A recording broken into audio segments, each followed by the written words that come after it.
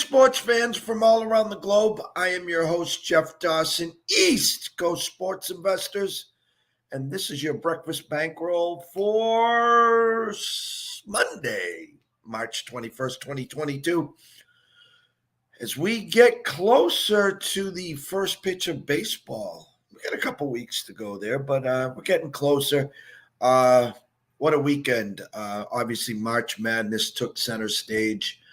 Yesterday, the big upset, kind of sort of close to Mr. Scotty Webb, as the Miami Hurricanes stunned Auburn, which, they were 7.5-point dogs. It was the biggest upset of the day. A shocker for some. Auburn was kind of fading down the stretch, playing down to their opponents. It is what it is. I mean, the big weekend news is number 15, St. Peter's, makes it to the Sweet 16. I was at Westgate for the TCU Arizona game that went to overtime. Me and a bunch of the Wager Talk people and Dave Sharapian was sitting with the actual director who puts the lines up, and shout out to him. After the game, he goes in the back room, and a shocker.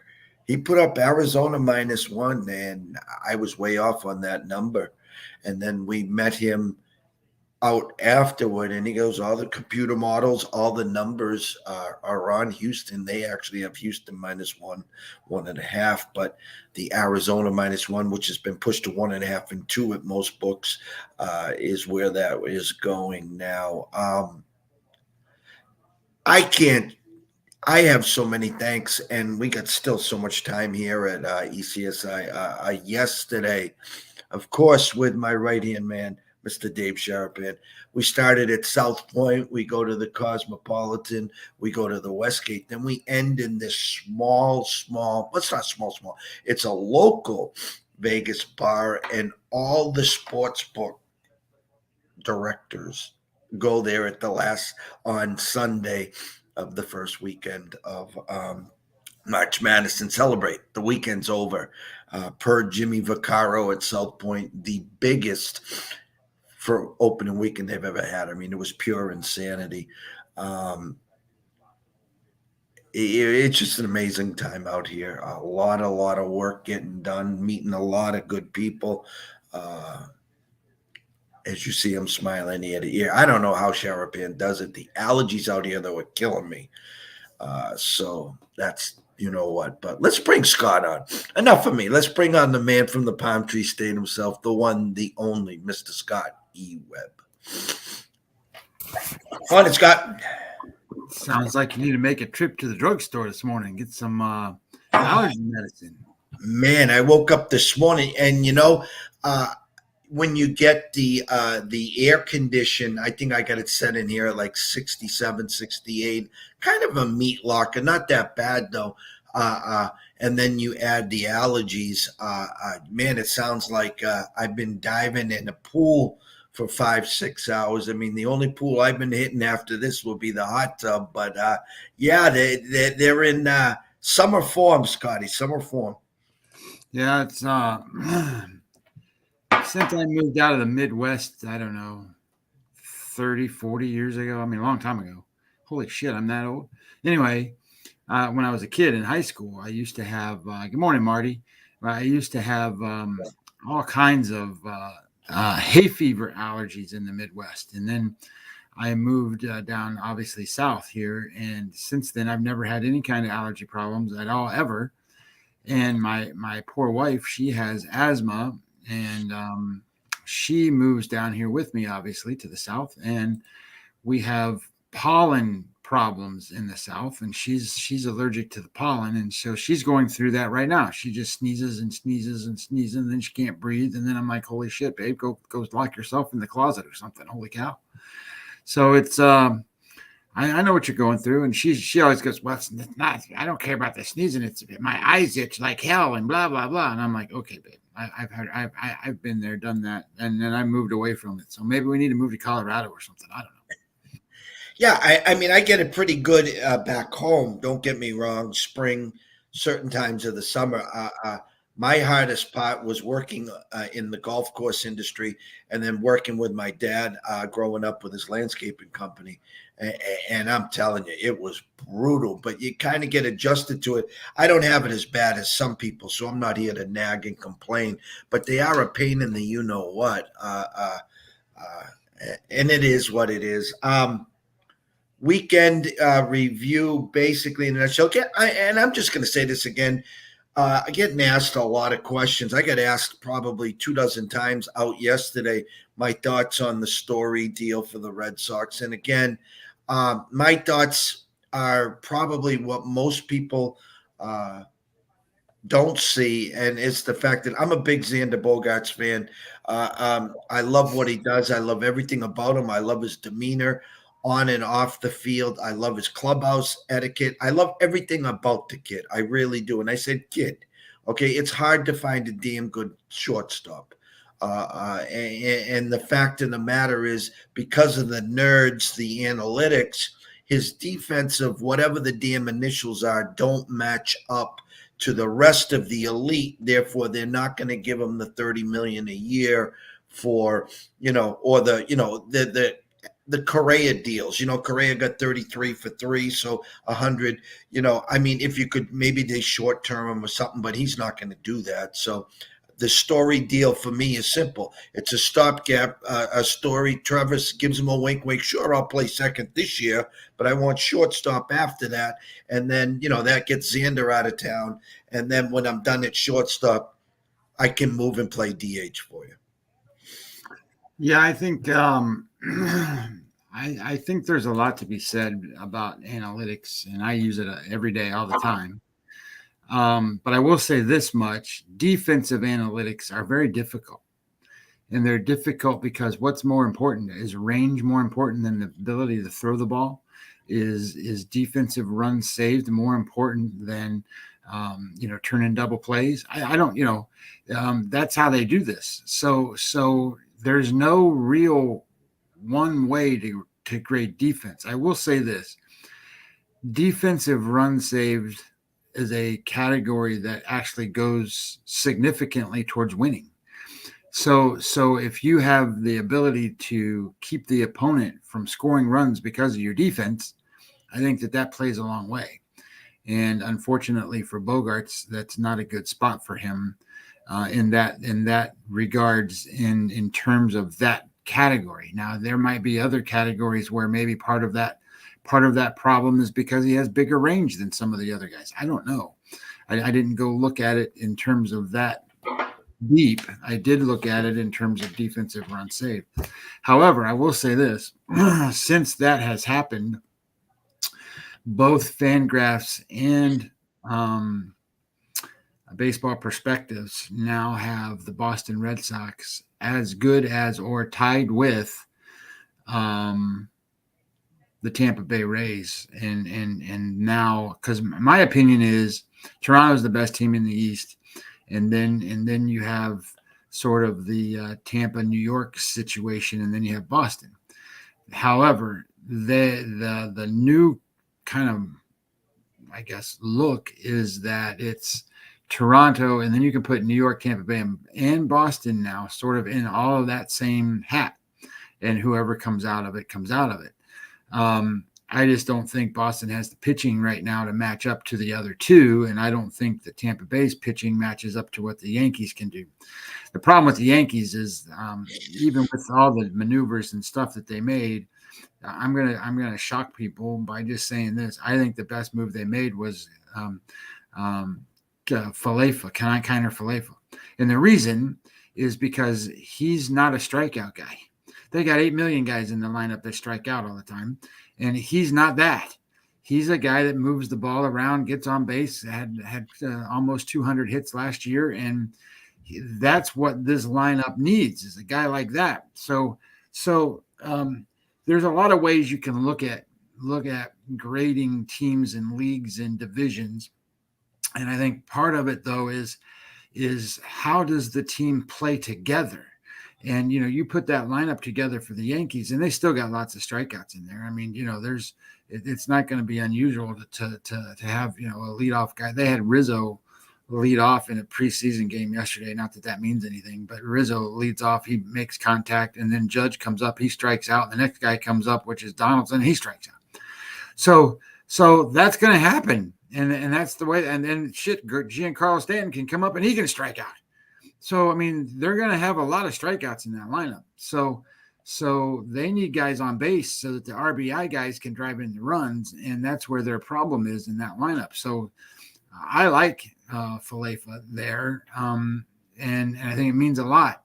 I like Story in Boston. I think that fills a much-needed hole at second base. Not that Christian Arroyo was the worst player in the world, but he's not, an all-star kind of talent player that Story is. And I don't know if Story can play second base. I have no idea. Shortstops tend to be able to play anywhere, so I assume he can play a second base just as good as anybody else. But I think that makes their infield anyway a pretty legit infield. And I just think that Marty asked a question about Dahlbeck. I think Dahlbeck's going to be a power guy that strikes out. So it's going to be one of those guys. Hopefully, these guys start to learn that, the strikeout is a lesser of a problem anymore than it used to be. But the game is about balls in play. And if you're a pitcher, that you don't want balls in play. And if you're a hitter, you should want that. The game is simple, but it's such a mind game anymore where the pitchers come out and then they go, okay, strikeouts, walks, home runs, the three true outcomes. I got to dominate that. If I dominate that, guys aren't on base. So if that's what the pitcher is trying to do, then hitters should be trying to get on base, and they should be moving the ball around. But what hitters are doing is, I got a swing plane and a launch angle, and I want to meet the ball with that swing plane and launch angle. They have no concept of the idea of trying to put balls in play. So I think that it's an easier win for a pitcher these days to put the ball in a spot where the hitter's not going to hit it, or the hitter's going to make such weak contact that they make automatic outs. And if they're not a smart lineup, then they're pretty easy outs unless they miss one and somebody hits a home run. But if you're the Yankees, how many solo home runs are they going to hit? For the Yankees, they better get guys on base through walks. A lot to go through as we will hopefully this week kick off our some of our divisional playoff previews in the major leagues. I will tell you that I got hot off the press for you, Mr. Scotty, which we'll talk after the show. These are all from the Superbook. Our friends John Murray and Jeff Sherman. I got regular season, most pitching wins, odds to win the World Series and the pennants. Come on here. I got MVP NL and American League, Rookie of the Year, American League and National League, Cy Young, American and National League, and regular season wins by teams under overs. So I got plenty of homework for you. No, I listen. I've got my chart right here. It's ready to go. I can do this at any time. I was just updating it right now with the little incremental moves that have happened, and just saying. I think that the ones I would have to kind of go deeper on are the individual ones where the team, who's going to win the most games as a pitcher, who's going to hit the most home runs, that kind of stuff. But the rest of it, I'm pretty much ready to go. And I'll give everyone some breaking news, and even yourself. ECSI will be a part of the Westgate Wins Total Challenge. I did this about 4 years ago. You go in and you sign up. It's $200. I think the year that this was pre-pandemic. It was the year right before the pandemic. I think there was less than 200 people in there. I think they pay top 10 or top 20. So I was going to break this to you after the show, but you better start sharpening your pen and figuring it out because we will be competing. Listen, the more contests we can get in, I think the better off we're going to be. I mean, because if you're in a contest, you got to be sharp, and I'm all for it, man. Competition is in my blood. I love to do this shit.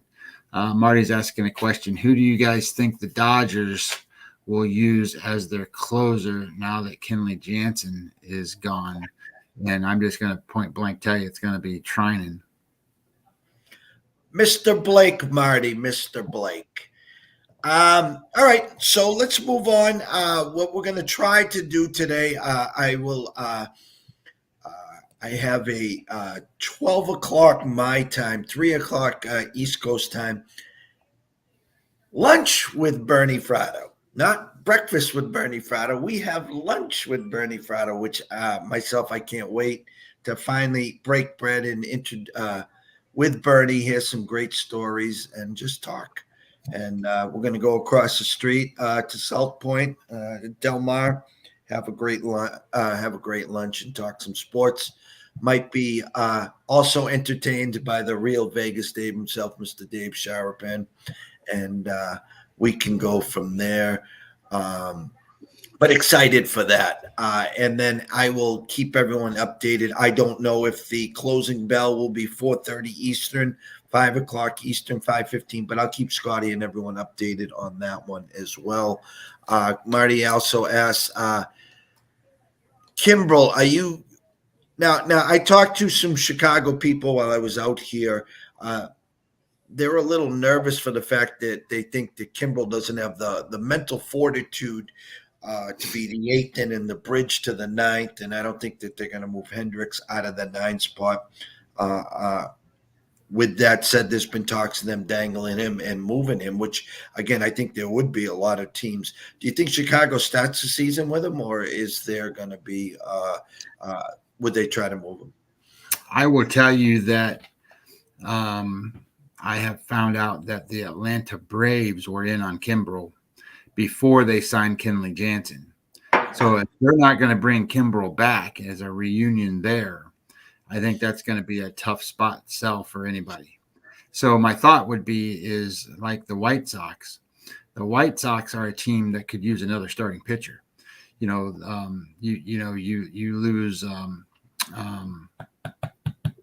Rodon, and you're going to need somebody else, right?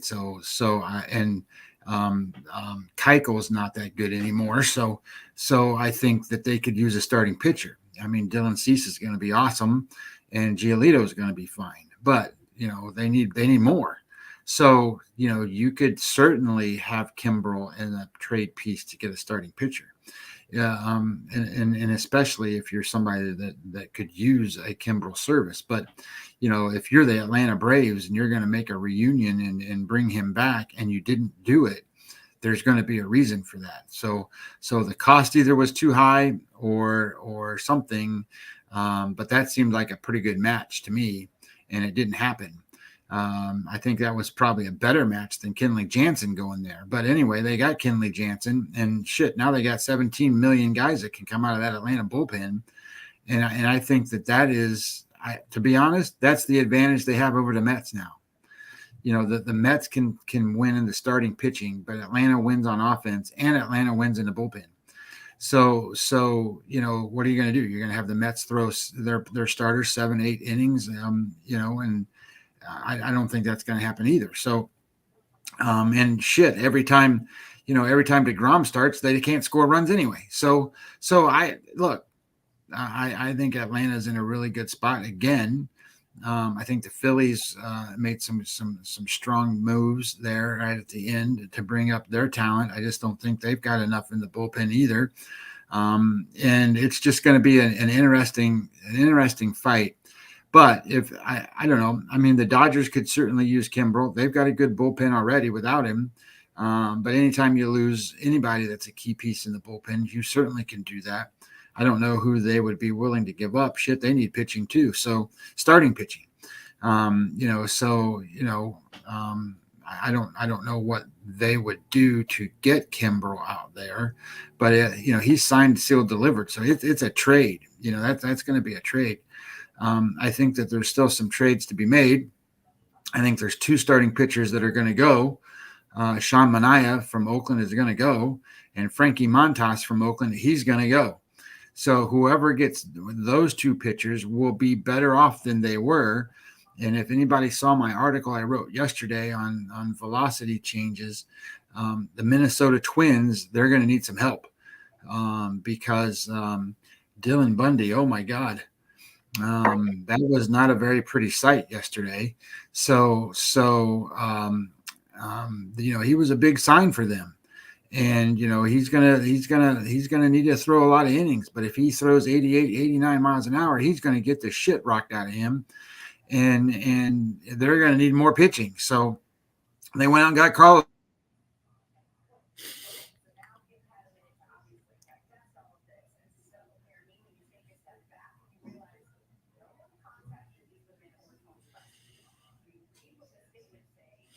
Uh-oh. Correa, they better get a damn pitcher. I can still hear you. It's all good. No worries. I mean, sometimes depending on what our connections look like and stuff, we're going to lose video every once in a while, but audio was still good. So that's all right. But anyway, I have not heard that the Dodgers were in on Kimbrel, but if they are, I think that the cost is pretty high to get him. And I think that they have a stronger need at a starting pitchers than they do the other. You got to remember Dustin May, the big redheaded kid, looks like Carrot Top, throws 100 miles an hour. He's out till the middle of the season, so he's not going to be back for a while yet. Price, he's a bullpen guy now. He's not a starter in any way. So they're gonna struggle to. I mean, they're gonna put guys in there that can pitch. Don't get me wrong, but they're not superstars like everybody else or like the rest of their team is. So, they got Bueller to go. They got Urias at the tops, and they got Kershaw in there. And then, they got guys like Gonsolin and stuff like that. So, they're going to be a team that could use certainly one good start. I thought Zach Greinke might go back there. He could give him some innings, but it's kind of cool that he went to Kansas City. That makes a little more sense. Shout out to Mr. Lucky. Follow Fade. We'll be meeting up with you real soon. So enjoy your Monday with us. And thank to all the loyal supporters, Mr. Marty Lowe, Billy Hewlin, Gary Brown, Twitch, YouTube, you name it. Met a lot of great people here. Beating the book, safe travels. Andrew McGinnis, if I don't see you today, safe travels as everyone's heading back home. All right, let's bring up the NBA board, Scotty. Again, anyone that wasn't here last week, not at the studio. I am remote, therefore I can't pull up my screens. So we're kind of what we'll do here in the NBA. Scotty goes over his games, and then I ask him questions on pregame versus what I'm seeing on the CIB tonight and the NHL tonight. So the NBA yesterday was a holy shit show. We had let me pull it up because I went 1-2 yesterday, and that was the first time I've even that I had losses in the NBA in 3 days. But Memphis is a big favorite. They go out, they win. Memphis wins by 23 points, 24 points, whatever it was. Indiana, big favorite. They go out and they win by 30. Of course, they're playing Portland, and Portland is just not that good. But then you have teams like Sacramento and Phoenix, and Sacramento was beating Phoenix most of that game, and Phoenix comes back and wins by 3. Atlanta was a big favorite, not a big favorite, -3.5, 4, got bet up to 5, 5.5. They lose outright. You have where's the other one? Golden State gets beat by San Antonio, and then you have Philadelphia gets beat by Toronto. Now, I was on Toronto yesterday. And then the one that really made me mad was that Oklahoma City Orlando game. I bet them said, okay, this looks like an over, and they go out in the first quarter and score a shit ton of points, and then they quit scoring altogether. I mean, that score was 85-90 at the end of the game, not even close to being over. It made me sick. And I'm like, what the hell? They put lids on the rims and stuff? I don't know. But anyway, all that being said, I was 1-2 yesterday, so it wasn't the best of days. And today, there's a couple of things that I liked, and then I backed off of them. One of them is this.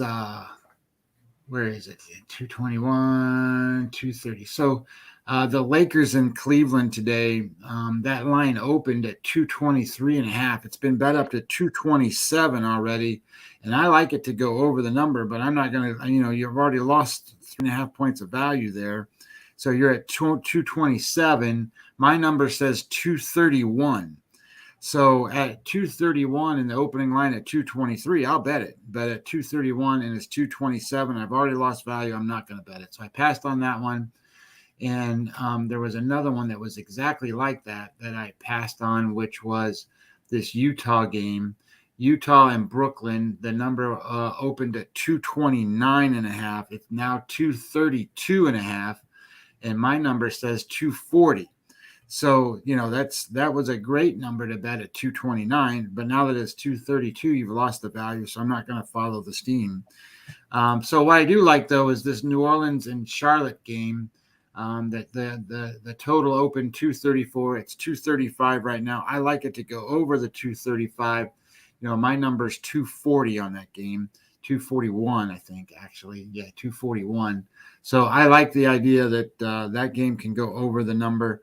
And then Boston and Oklahoma City, they got that line at opened at 216. It's down to 215.5.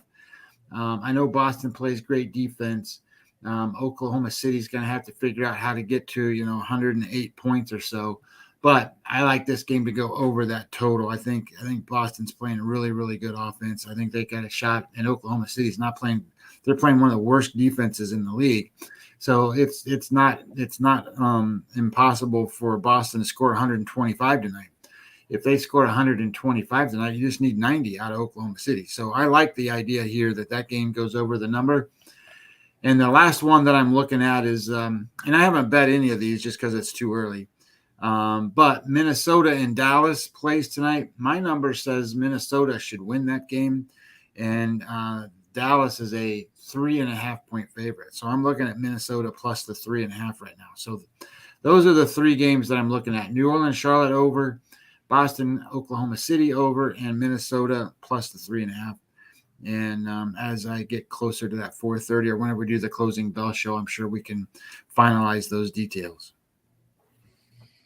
All righty. I'm going to jump to the CIB for you. I posted this on Twitter. Obviously the next week's games are out, the numbers for March Madness, the Sweet 16. And again, the shocking number I thought was Arizona at 1. I thought that would be 3.5, 4, I thought. So I always say trust the opening number, meaning, I always say, let me go back to the ECSI VIPs. An amazing week, 11-4 for the week.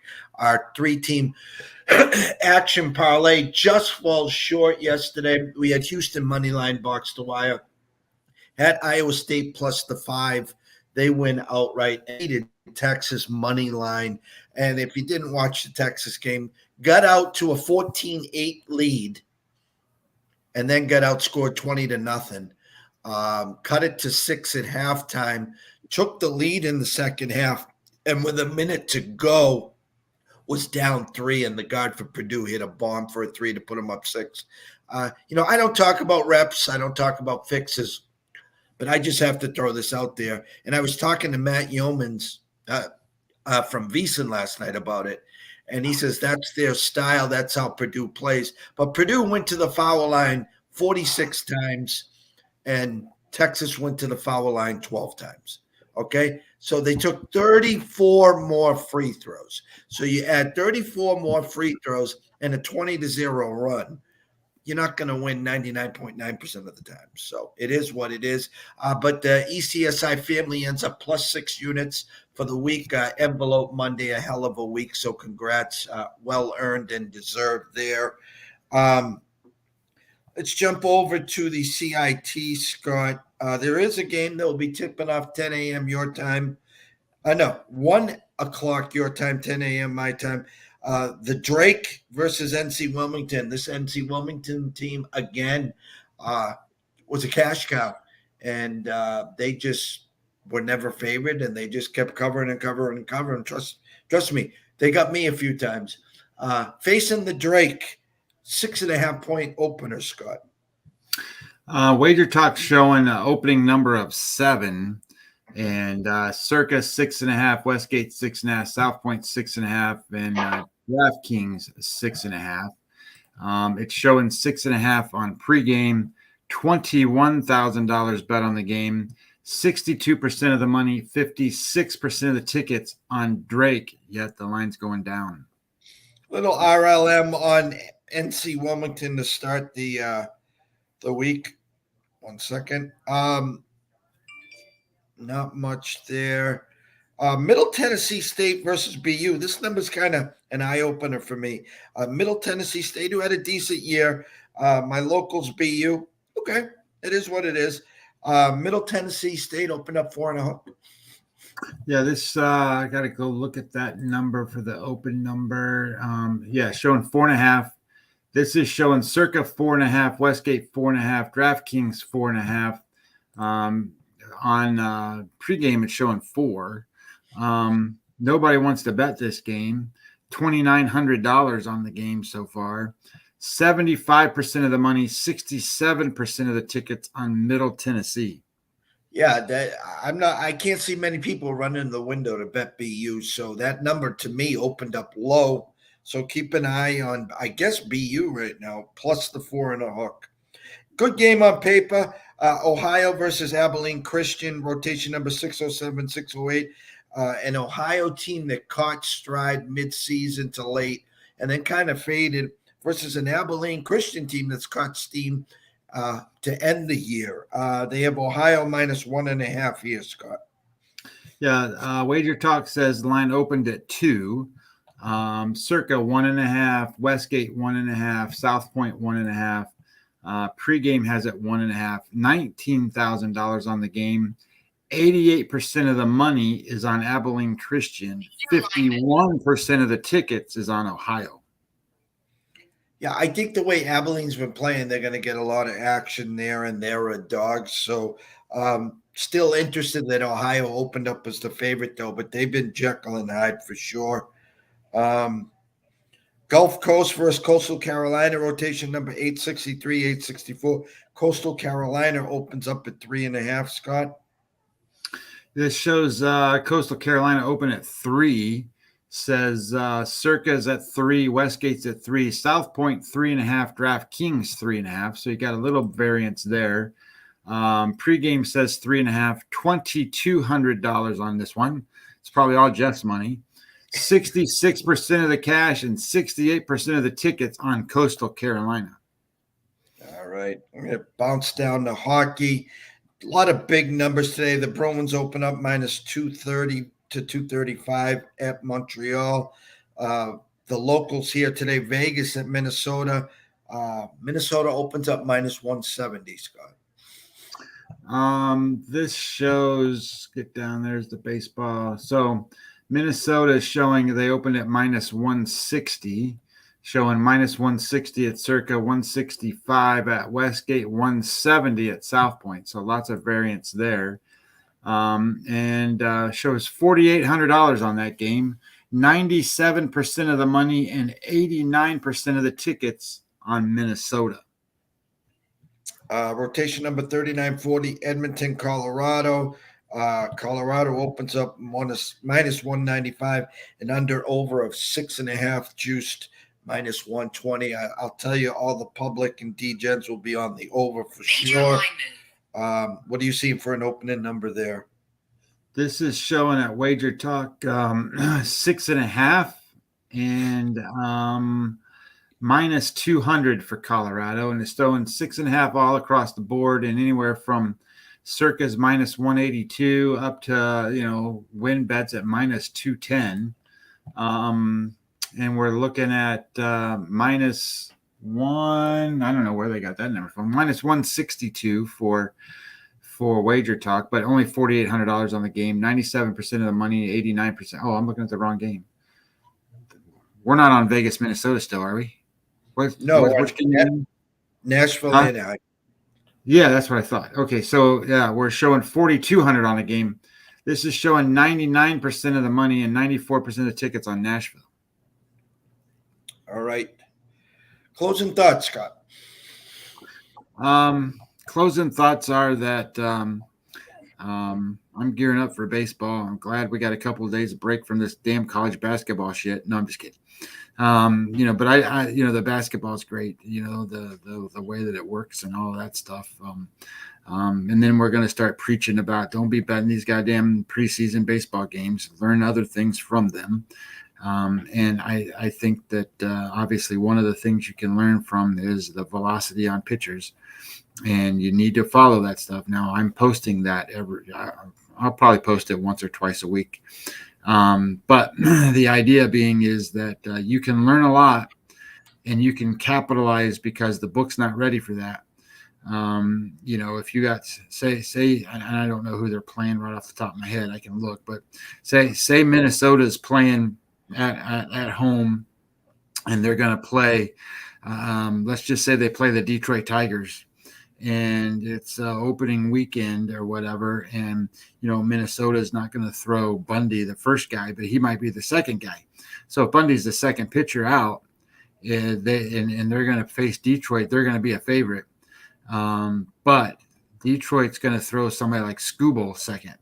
Casey Mize will go first. Rodriguez will go first. Casey Mize will go second. So you got Casey Mize in Detroit going against Dylan Bundy of the Minnesota Twins. And if Dylan Bundy's throwing the way Dylan Bundy threw yesterday, you're going to have an opportunity to capitalize on Detroit in that game, especially, I'd say, in the first five, if you wanted to go that route, if you don't want to worry, bullpens or whatever. But that's how you use that information. And your sports book's not going to be ready for that. They'll still have Minnesota as the favorite, and they'll probably have them say minus 115, minus 125, something like that. And you're going to be able to get Detroit plus that number, not a problem. And you shouldn't have any fear of betting that and betting that hard. Hey, Chris Newman, how you doing, brother? So it's one of those things, you just got to understand what you're looking for out of those. And if you can find enough of those spots, you can do well. The other side is vice versa of that. I saw that the kid for Pittsburgh, he's throwing 96, 97 miles an hour. Mitch Keller, then they kick a line drive off his leg, which is no big deal. I mean, he's gonna sit there and get to a point where he just shakes that off from a bruise or whatever, and then he's going to be back to pitching. But if he's throwing 97 miles an hour, Jeff, that's back to what he was when he was first coming out, and the reason why they got rid of Tyon and some of those other guys that they had, because they had this guy coming. So if he's back to that, then he could be a pretty strong contender there. I don't know that their team's a strong contender, but that means you can bet unders and shit like that. Morning, Numi. Hope you're holding down the fort while I'm away here. Behave yourself. Have some fun. Tell Eddie and Christina I said hello. They are missed. I will not be on the lanes this Monday or next Monday. The following Monday, though, I will be. So behave yourself. For myself, it's a start of a week that I don't want to say, it's a decompressing. In other words, I can't even explain how bedlam this place was over the weekend. Like I said when we started the show, spoke to Jimmy Vaccaro over at South Point, and he said he's never had a bigger opening weekend in March Madness. I mean, it was just crazy. And now you got a kind of couple days to regroup, as you said, from the madness, but there's still games that we can take advantage of. And that's what I'm going to hope to do today, tomorrow, and Wednesday as we get back to March Madness on Thursday. Myself and Scott will be banging the homework on the bases as we get closer to April 5th and opening day there. But for today, myself and Scott will be back. I can't guarantee at 4:30. I'll keep everyone updated on my timeline on if it will be 5 o'clock Eastern, 5:30 Eastern, or our regular time at 4:30. It depends how this afternoon goes. So always remember this. If you happen to be wagering early this morning on the CIB, please do it responsibly. Myself and Scott do care. If you do have a problem, pick up the phone. There's an 800 number there. Ask for help. Why? We care. We would like to see you here today, tomorrow, next week, next month, through 2022 and beyond. From myself, Jeff Dawson at EC Sports Invest, from my co-host, partner in crime, Scotty Webb at Webby20 MLB. We wish everyone a blessed morning. Enjoy the day, and we will see you later this afternoon.